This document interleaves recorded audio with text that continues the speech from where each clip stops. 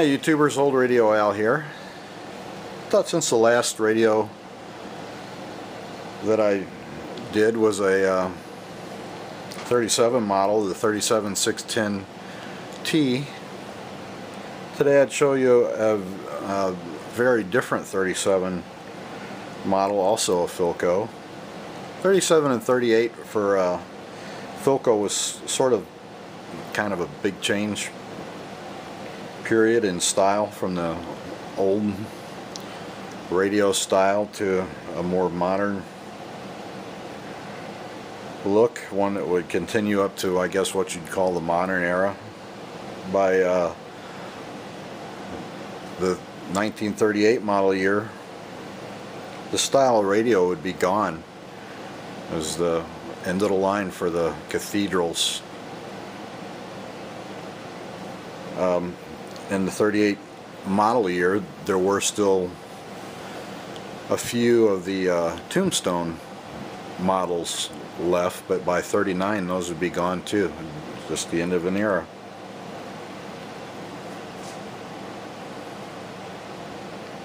This radio is it's a model 37-84B. It's a 37-84B code 122 early, to be precise. The early version has these 4 vertical bars. The later one had an open space and then some filigree, curved filigree at the bottom. These radios were what were called price leaders. You know, price to sell, price to get you into the store. They cost $20 new, you know, compared to that 37-610T. It had a price tag of $45. So, you know, price to sell. It's an AM only 4-tube superhet. They used a regenerative combined IF detector stage. That's how they got away with it being a 4-tube. It's pretty simple but an elegant radio, I think. The cabinet at some point in its life saw some damage, as you can see right there.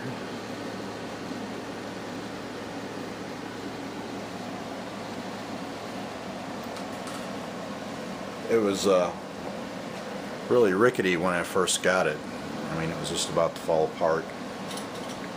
I took the cabinet apart and re-glued and refinished it. I wasn't sure what to do with that little damaged spot there, so I chose to let it be. You know, if I ever get comfortable enough with woodwork to attempt a better repair, I might do that, but I sort of look at it like it's part of this radio's journey, you know. After recapping and replacing a couple of the resistors and one tube, I think it was the 6J7G, which there are 2 of them in here. This radio plays pretty well. Turn it around so you can look at the chassis.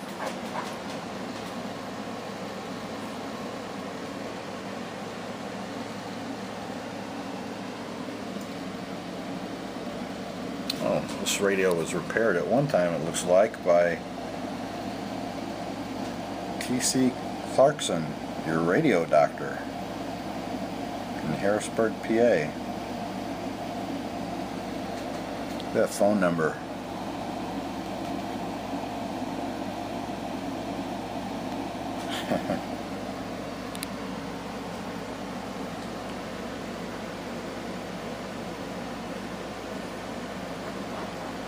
It's a pretty cabinet.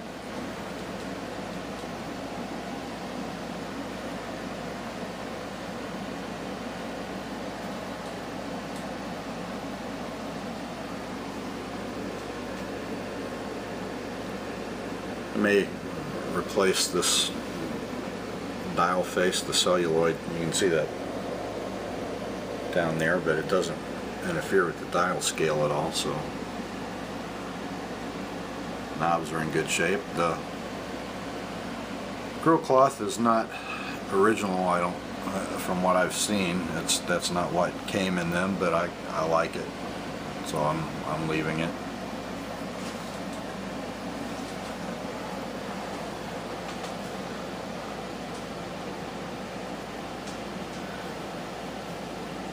You know, I recently heard Jim Lindanus, and I apologize if I mispronounced the name, say that he's not a restorer, he's a repair guy, and that kind of struck a chord with me.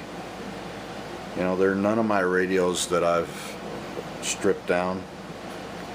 You know, John is a restorer. You know, he frequently does, and he replaces virtually everything. You know, I don't strip and refinish chassis unless they're rusted, and then, you know, unless it's really bad, and then, you know, I usually just get rid of the rust and treat that spot. You know, I don't replace all the wiring, just the bad wiring.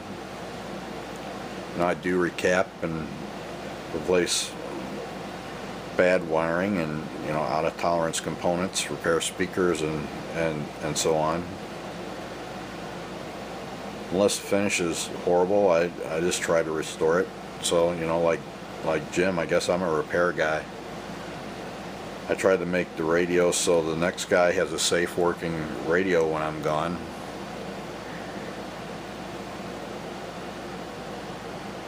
But that's about it. So, you know, I'm okay with that. Alright, let's listen to this, one of the last Philco cathedrals, albeit it's a small one. You know, this is not a big cathedral, but for 20 bucks at the time, what do you want? It's a good sounding radio.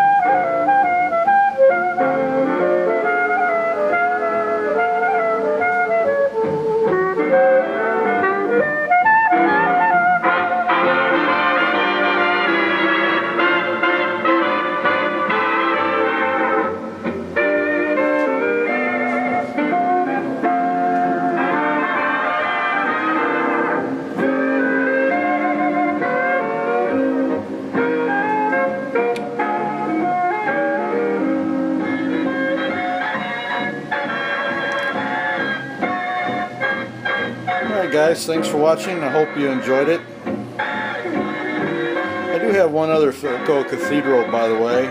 It's a model 80B from the fall of 1932, which I just started working on it just a short time ago. Have a way to go with it. I haven't even started on the chassis. Got the cabinet looking pretty good though. Interesting story on the 80B, we'll get to that.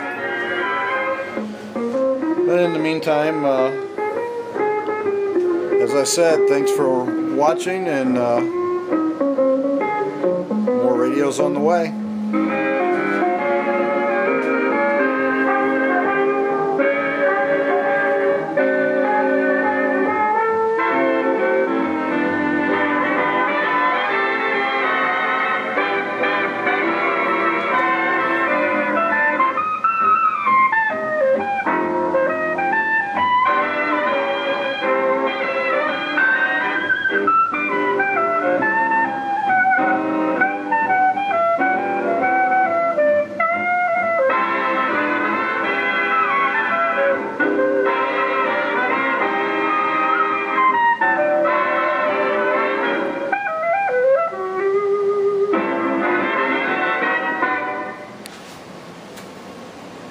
Sounds pretty good for a cheap radio, doesn't it?